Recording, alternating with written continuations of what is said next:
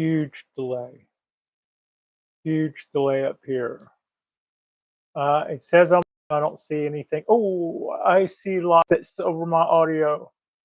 All right, we tried again. This is Patricia O'Connor with the Bonsai Balcony. Hello, we are here tonight with in Frida's place, and looking at the screen is a little confusing because what I see is a little bit of a delay. So maybe I should just try to focus more on the camera and not my monitor because it's. Meanwhile, I think we're probably making sounds and shooting a video. And I got to say, I'm actually pretty excited about tonight's show. Not entirely different from one we did 2 weeks ago. It's not entirely different from that. In fact, it's very similar. That was kind of like a prelude to what I was really looking forward to doing more of. Tonight we are better prepared, and I've got a little bit better demonstration pieces. And what I'm talking about is some years ago, I'll just say it this way. Some years ago, when I purchased this tree, I didn't make this tree. Great trees like this are made. This one is 20 years in the making. And when I made this tree, oh, oh. I've got all the bells and whistles on this side. Oh, you can. Okay. All right. So we'll just it says couldn't hear you, and then it says now I can. Okay. So there is a delay evidently. Now when I bought this tree, I wanted to know everything I could know so that I wouldn't harm this tree, so that I could take really good care of this tree. And as a part of that, part of the things that I did was I bought and would continue to buy small little Japanese black pines, so that over time I would learn more and more and more about Japanese black pines and how to keep this guy healthy and happy and looking good. And the very first thing I was told by Jonas, uh, who is a local bonsai master, was make sure it has movement coming out of the ground, and make sure that you get started on the roots early. If you don't do anything else, make sure that you get started on the root work early. And you kind of think about that and you go, well, we're always taught about finely, nicely refined roots and the like. But all of this is roots. All of this base here were roots that grew above the pot and had some below in the pot. And then when it was repotted, they were spread out and probably packed with muck or sphagnum moss or something. So this base that you see, the actual trunk is from here to here, and all of this was made by roots.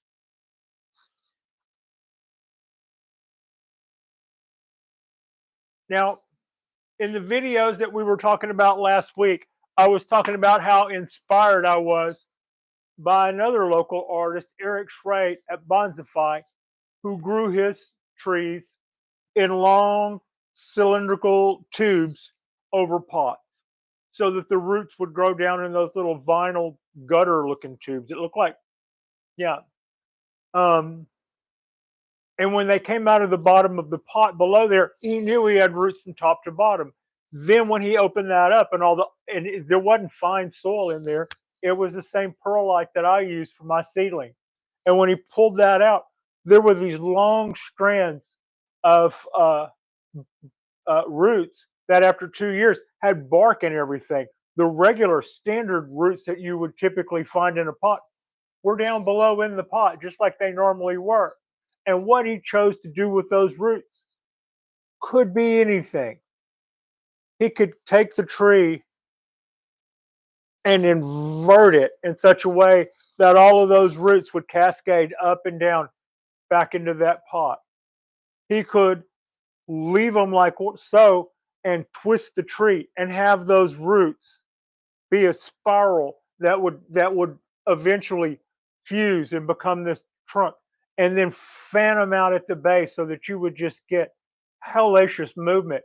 You know what you can do with roots is why Jonas looked at me and said, "Start on your roots as early as you can." And at the time, the lessons that we learned about getting movement in the bottom, and the next lesson about working on roots, those are pretty easy. I don't know why I didn't jump on the second half sooner, except to say that you feel a little overwhelmed. You hope you're not just jumping on some bandwagon and doing all this stuff only to have all your trees die. Regardless of what you do. So a year or two later, you look down and you see where you've had some wins and some losses, and you've learned some, and some are just gonna, some mistakes you learn some, and some you probably have to do again. And sometimes they're not even our mistakes, but that's all a part of it. And what we've come away with is we've learned in the last couple of shows how to get really good movement out of a tiny tree. We've we've figured out how to get really good movement out of our tiny trees. So I'm going to combine some lessons that I've learned from more than one grow master. In watching YouTube videos that came from Japan, I would see places where they were in the business of making Japanese black pine. And instead of seeing training pots by the hundreds, or little seedling pots, you probably saw some of these in the beginning, but you would see a table full of colanders. This size or bigger, typically bigger. This is also kind of a modern looking colander. It's kind of a modern looking colander.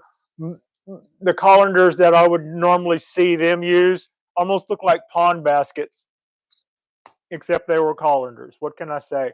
When I told the guys at work that I would like to get some small colanders and some mediums, they told me what size, and I went, "Yeah, great."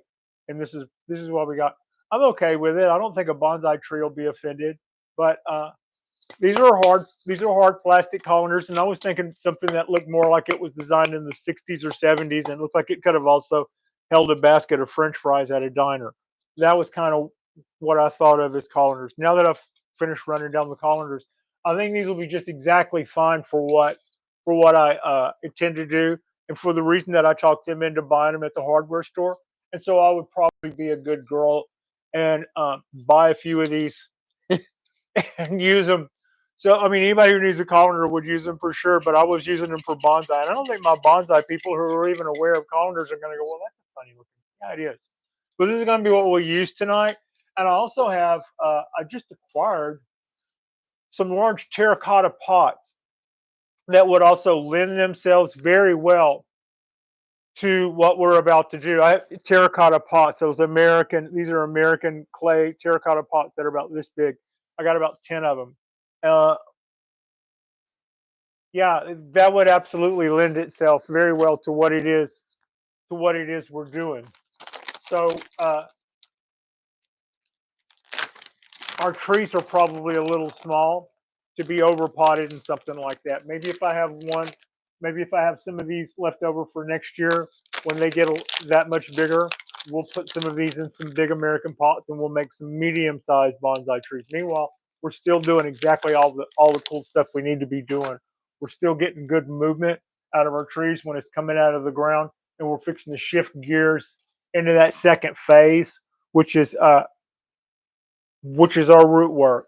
And what I intend to do is, just to give you a quick rundown, I'm going to use the handles.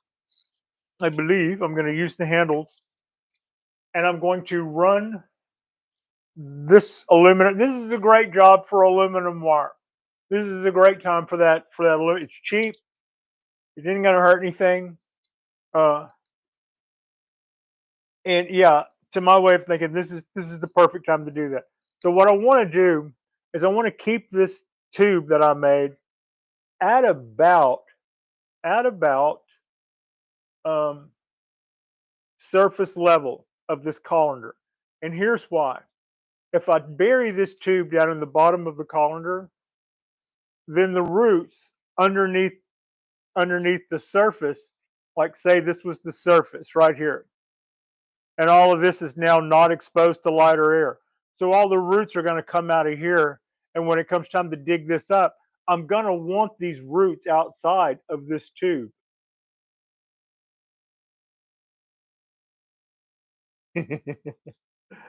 And I'm going to want these roots.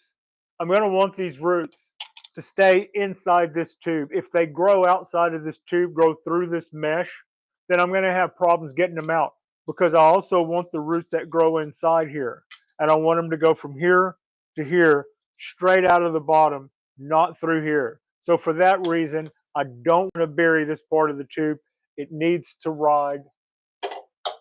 Use the table that's in front of camera. It needs to ride on top like that. So that's what we're doing here. And then we're going to fill this up with perlite. We're going to fill this up with perlite and a little secret sauce. And then that's going to be it. We're going to put this, we're going to uncover this tree and put it in there, and that'll be our yeah, and that'll be what we do tonight. I'm pretty excited about this, and I'm pretty excited about all the prospects of this. And Frida was looking at me. She was like giving me the, where's it at? No, you did great. You did great. So what I've got here is a long piece of aluminum wire, and I'm going to just bring it across. And as you can see, this is going to be the bottom side. So not going to be allowed to get too far in there. Now, why am I doing that? Well, I'm doing that so I can do this.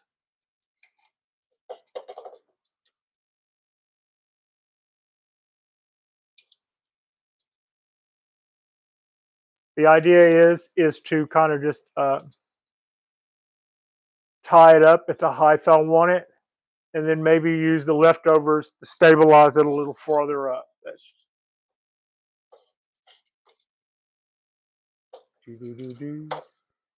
there.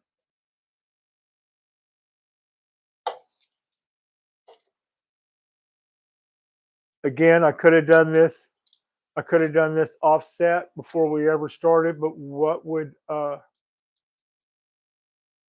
be the fun in that?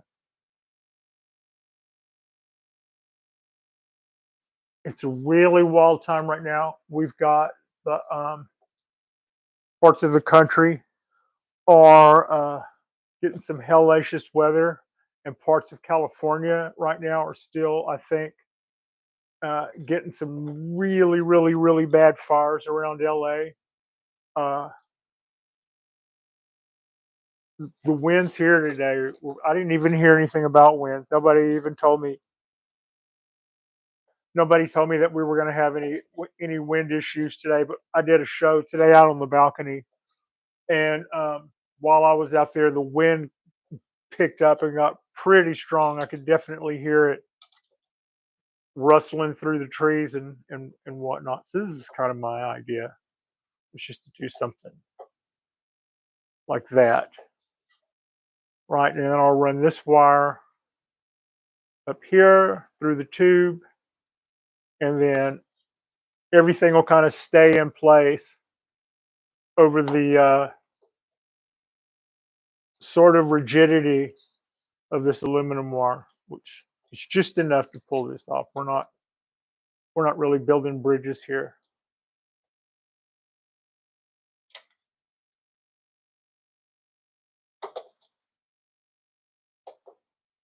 The tree I selected, I think, is a good one. What I can see of it, it's got really, really good movement on it already, and I think it's a really, I think it's a good subject matter for what we're doing.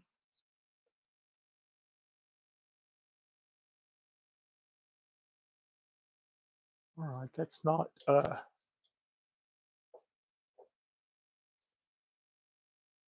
I'm thinking that this is going to be some of the most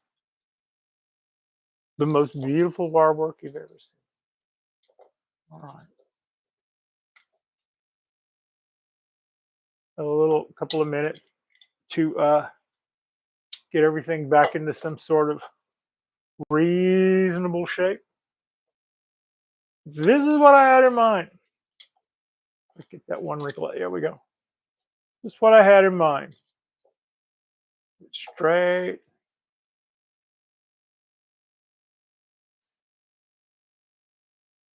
Now, I'll I'll bring this in closer. So you can see that we can see through the screen, and you can kind of see that the screen stops about at the top level of the pot. So we made it this far, uh, and it looks like. And this is without a rehearsal. I mean, I never do rehearsals or anything. If it doesn't work, we just flounder. Um, and we have floundered. That's not, that's part of the fun of doing live television is for the fish. Okay, what I have at my feet is I forgot something. I did. I forgot. I forgot one important thing. Can I do without it? Can you do without it? I'll be right back. I can do without it. I can do without it. Okay. I left my copper scoop. I left my copper scoop, but it's okay.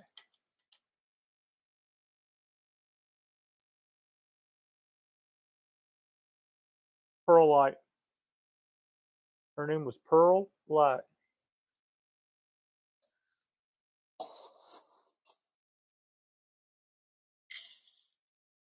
It doesn't have, of course, it doesn't have any.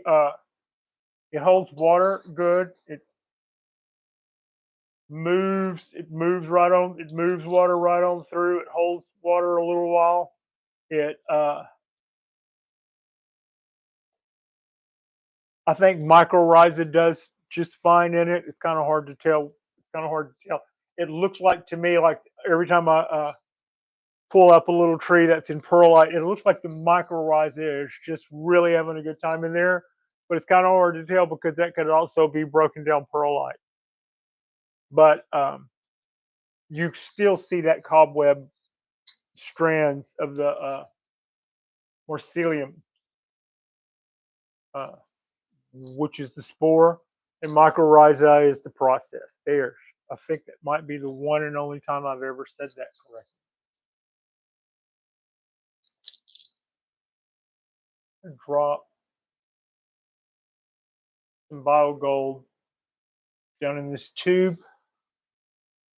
Make sure my tube is open enough. And now we're going to start filling up the old tube here.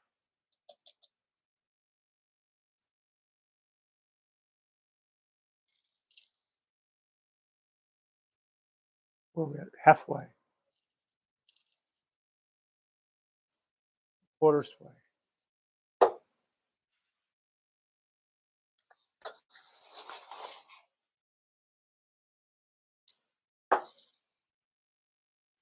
And then I have some more little ball goals. These are a couple of fresh little ball gold cubes, and one or two that are halfway broken down that were around this tree already. Here's the part where pattern creases are missed. Really, I think everybody probably knows this trick, but to unseat these guys, I usually give it a little squeeze around all four corners, this way, and this way, and then give it that. Oh yeah, golly.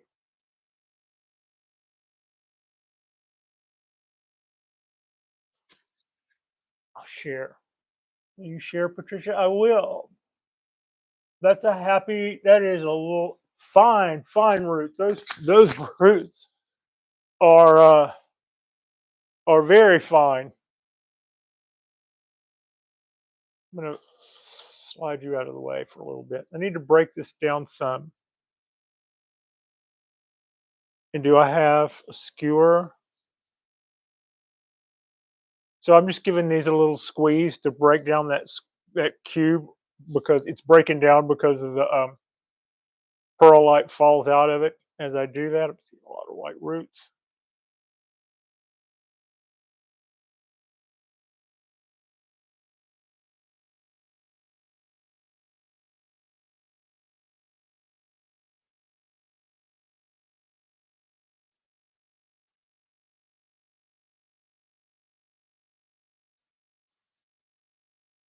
Oh yeah.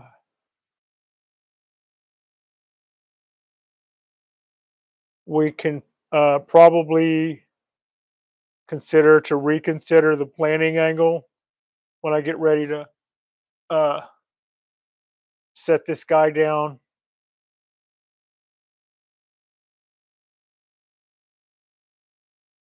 into this medium. I'm already finding some pretty cool little woody roots in there now.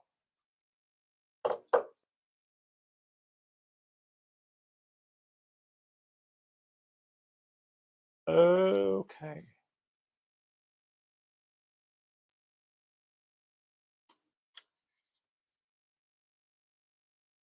Today I did a show out on the balcony, and it wasn't going to be a one-parter. It was going to be a multiple-part show. It still is. Um, we had a dropout at well into the show. I'm totally okay with it. It occurred at probably a good time to wrap up that. That'll be part one. It will drop later on tonight. I just checked on it. It's kind of like you put them in the oven, and I just checked on it a little while ago, and it's ready to go, except for a few little last minute uh, fill in the box type touches, and then it will be well and truly ready to go. It is going to be our literati show. I here's what a couple of weeks ago I decided I wanted to rewire our literati black punch. That's all I was thinking that we would do, is that I would go through, maybe do a little bit of cleanup, maybe remove a few needles off the bottom or something, and that we would just rewire those pads. And when I got in there, I saw that it had come down with aphids. It didn't have them long because I hadn't noticed, but it was the kind of deal where it was only when I took it off the table and brought it down that I'm like, oh hey, golly. Uh, so I went in there all guns a blazing. I did. I went in all guns a blazing and got all those little disgusting critters the hell off my tree and off my balcony. And in the process, I decided to give that tree a couple of weeks to recuperate and see where we're at. Well, the tree looks fine. It looks like it got slapped around a little because those do actually cause real world, real time damage. And Pat did some real world, real time damage going in there like Rambo, getting them the heck out. So both things are true. But the tree responded and recouped well. I think it's fine. So I decided to restart that. Hey, geezer, how are you this evening? Uh, in the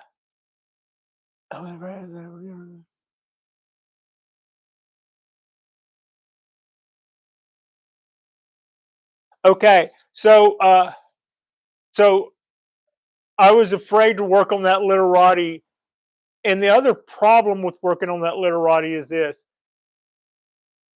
it's a tall tree. It's a tall tree. So if I set the tree down on this table, for instance, it's going way up there, out of frame. And so in order to get the tree and this tall drink of water in frame at the same time, the camera has to back way off. I had the same problem today. So the trunk on the literati looks like a drinking straw. It's just like the detail or being able to really see what I'm doing with my hands. But hey, Adam. But luckily, we did a good show. We put in a good strong couple of minutes, And the literati work is going to break down. It's going to break down like this. I'm going to go through like what I did today. We go through and we start cleaning up needles. Just cleaning up needles. I just go from one pad to the other and cleaning up needles. And then that'll take us to what we did tonight. Our second round, we will move in there and start doing some bud selection that we hadn't gotten around to. We're just going to just slide right on into the fall work that we still have time to do. I'm going to go, and those pads have all gotten quite a bit bigger. I'm going to say this again: making videos of your trees is fantastic, because every time I go back in time and look and see where we are and how we got there, it's a real eye opener. I can go, do I like how they look now, or do I like how they look then? And sometimes you look at something and you are maybe giving yourself a hard time because you're wondering if your trees measure up. You've learned so much, and you've learned how to do things better, and you're trying to do things better, and you maybe keep watching other people's videos and you see their trees and all this stuff, and all the while you're wondering how you stack up. And then after a while, maybe you look back in time and see your tree when you got it, and you're going, oh yeah, no, actually we done pretty good. I made a mistake. uh this brace up here won't allow me to dump the tree in. So what I'll do is this. So in other words, going back in time, sometimes you look and see that the tree has. Sometimes you look and you see, maybe I should have allowed done this. Maybe letting this end grow out. I like what was going on here, and I'm kind of sorry in retrospect now that I see that.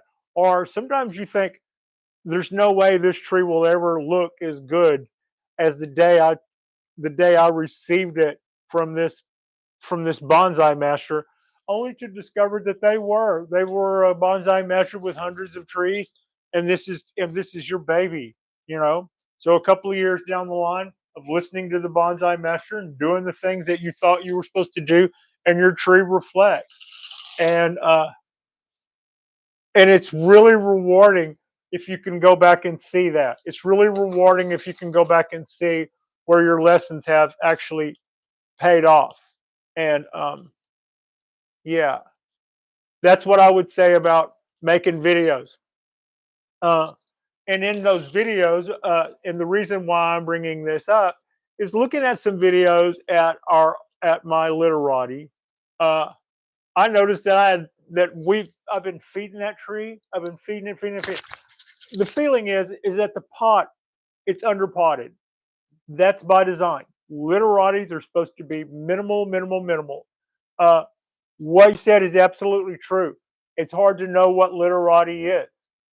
When you say that a tree is a formal upright, I couldn't hand you a tree that's a cascade and say, this is my interpretation of a formal upright. Actually, I could. And as an artist, I could say that if I wanted, even if it's, cascade hanging off the floor. I could say this is my interpretation, but it wouldn't be. There is it's not a hard and fast rule where the bonsai police are going to come knocking at your door if you do it wrong. But if you were to hold up a tree and you go, "What is this?"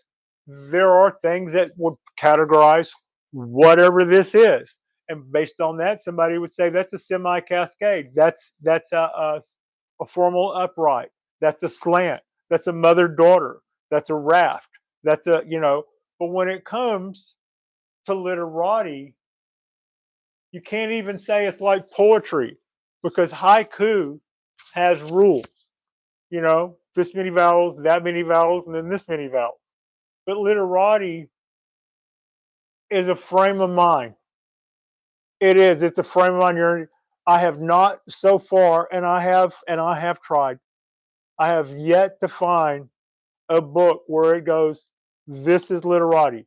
What I do find is is people who will write a book that conveys a mood, and they'll have things in life that are not bonsai and things in life that are just reminiscent of how literati makes them feel. And that's what we're supposed to derive from that. So literati is kind of, yeah, and it has a weird origin too. It has an origin that is original uh, and older than bonsai itself in a way. So the original uh, Chinese bonsai was called literati because it wouldn't look like a literati design the way we speak of now. It was their word for bonsai. If you were a person who kept miniature trees, you were probably a literati, and your tree would be your literati. Later, it became known as very, very tall trees, very few branches until you get up at the top. Most of those branches following very, very close to the trunk line. Oftentimes, the branches mimic the trunk line. Um, yeah, and also they're usually not fat. They're usually, uh, you know, like skinny, and you don't want to look at one and go, well, this tree's dying, but it's supposed to represent a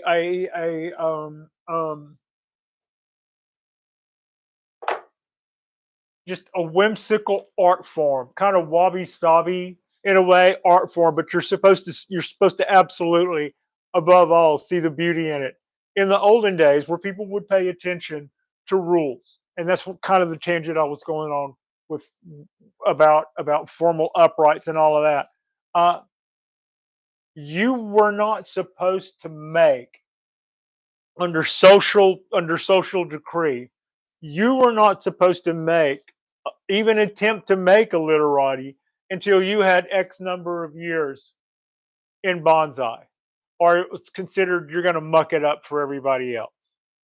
Because the rules are simple and they were like three basic bends in the trunk, a major change of direction, and minimalist, very minimal. And so yeah, that leaves a lot up to the imagination. What isn't going to be up to the imagination is what we're going to get out of this guy. I think we just made a very sustainable little tree. What we'll get with this are very, very, very long roots. And the time flashes by so fast. We grew this from seed. The light you can see in the kitchen, I turned that on for a little backlight. That's the fluorescent, and that's actually both banks that I use for a backlight. When I popped this seed with that light, I only used half of it, and it was like 30 trees, 20 something trees at a time, typically. And we've got trees for days. This tree has really good motion, has already some little woody roots to it that I noticed. Nothing to get too crazy about, but that's just the beginning. That is just the beginning. Um, when we get some really long roots out of that, we can do anything with them, like all of the things I was saying. And we can even fan them out like this, and then turn all of this into base and make a base that's as wide as here, while all the roots are still down below. And that's what the teacher meant when he said, work on your roots and work on the motion coming up out of the ground. So yeah, uh, we have pretty good motion coming out of the ground on this tree. It's actually a little bit straight for my liking, but I can change the angle on it very, very, very easily because of this setup. I can just as easily have turned that to flop any direction, and can at any time, because these are going to allow for movement and placement. So we'll just let it go. We'll just let it go like this. Um, yeah, understand the rules before you break them. That's a key thing. Um, that took me a long time. Whenever I first got into bonsai, I also kind of always thought about it as the person that would break rules as it suited me, just as a spoiled, rotten only child. And I've come to realize that usually those rules are there to keep you from shooting yourself in the foot. And the best way to learn why you would obey the rules is by being that rebel without a clue. And then you get reverse taper, or you get whirlpool, you know, branching, or you get, all of the things that they were trying to teach you not to do by making rules. So, yeah, that's kind of the way that goes. I'm pretty excited about this. I'm pretty excited about doing more of these. Uh, I think this is the final lesson for us, and we could have done this last year. We've learned already through our work with our little black pines that we can take these guys and we can fold them up and we can make some canyon trees that would knock your socks off. And and we've already seen to some extent we can get some fantastic roots from no more roots than we found originally in the plugs. That some of these trees that I ordered, they came in plugs. They didn't even have, and I would leave the plugs half exposed just to let them break away. And we ended up with some really great roots out of that. And that was kind of them making that themselves, just allowing nature to take its course and tear that plug down as those roots grew and became more and more exposed. This is the whole new world. This is the whole other side to it. This is what growers who know to do are doing when they're doing it by the table load. And I don't think this is going to take up too much room. I'm a little concerned that the base looks a little skinny and I'm a little clumsy, but everything's got wire on it, so none of that stuff should be able to allow it to fly off too far. And and just like I said, time goes by so fast. I've got some trees this size that we did 2 years ago, and it just seems like yesterday. But we're about to have a big time with these. We're going to do a few more of these and put some more in some terracotta pots. Hopefully, I can make room for all of that. And about the time that we have no more room left, we'll have some that are impressive. We'll keep one or two, and we'll take some to the store. I've already okayed that. I'll take, and it'll be these little guys a year from now, you know. And so yeah, that'll make room for more. That'll allow me to have more space for more. We're not even going to do it. We're not even going to do it to see what we can get out of them. We're going to do them to give us more space on our balcony, because that's what we are limited to. Everything we're doing, we're trying to do, bonsai sometimes done well is you try to eliminate how many compromises you have, but it really, in all things, there's compromise. And yeah, and having a balcony definitely has its limitations. What our limitations haven't been so far is the type of trees, the placement of trees, and the size of trees. We have mame, we have bean, and we have imperial, which is the category that our big bald cypresses would be in. So I think we play with the sizes and we play with the species. I don't really have a lot of tropicals. I, it's almost it's almost would be, yeah, that would be kind of easy to do here. And I've had tropicals. I just don't currently have any. Actually, that's not true. I think the wisteria would be a tropical. But we've also had bougainvilleas, and we've also had uh, yeah, bougainvilleas and more wisterias. I gave a bunch of those away. Like and subscribe if you guys haven't already. Our next drop will be in about 15 minutes when I show you our video where we started cleaning up our literati. That's going to be our literati pine. What we're going to do to that tree is going to be wild. This is not all in history, me telling you what's coming on in the video. It hadn't all been shot yet. What we shot today was us starting to go through and clean up.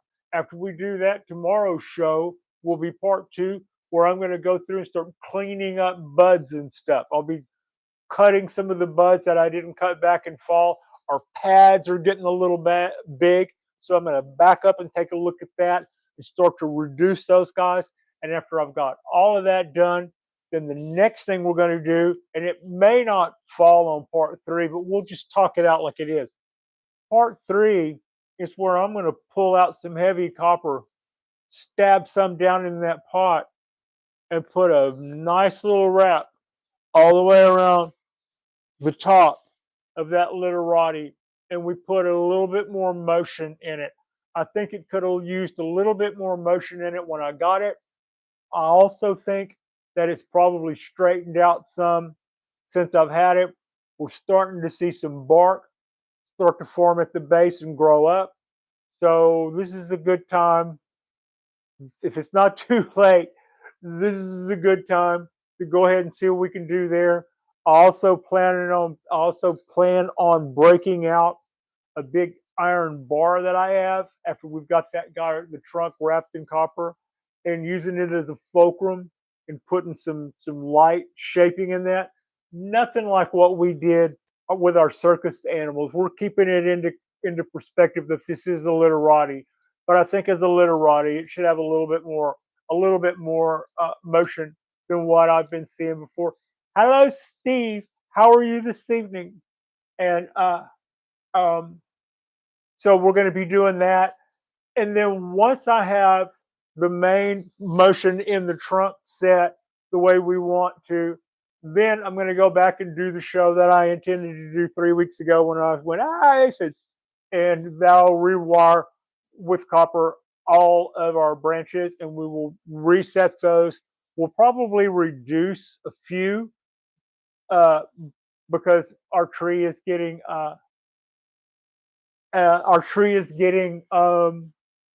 thick. It's getting a little bit more than minimal.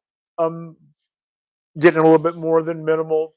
Frida's getting a little bit more than minimal, and we're all trying to cut back. And part of what I'll be cutting back, I'll be taking that. I'll be taking that out vicariously on my literati Japanese black pine. So starting in about 30 minutes, we'll move right on to that. I really enjoy these live shows, and I we just want to say if anybody has got people out in California, out in you know um, south of us, you guys are definitely in our thoughts and prayers, and I am hoping for the best. And everybody else, if you're too cold and all of that, we're just kind of hanging out in the 60s and 70s here. Um, Bundle up and enjoy and live vicariously through some of our sunshine activities. And I appreciate you. Frida appreciates you. And this has been our Saturday Night Live bonsai. Probably need to poke this down a little bit more, but I didn't make it here with a weenie skewer. This little bamboo chopper. But yeah, this is our project for tonight. I've also incorporated some bio gold throughout here. So I thought about that after the last time. I thought, wouldn't that have been a smart thing to do? Anyway, thank you all so much for watching.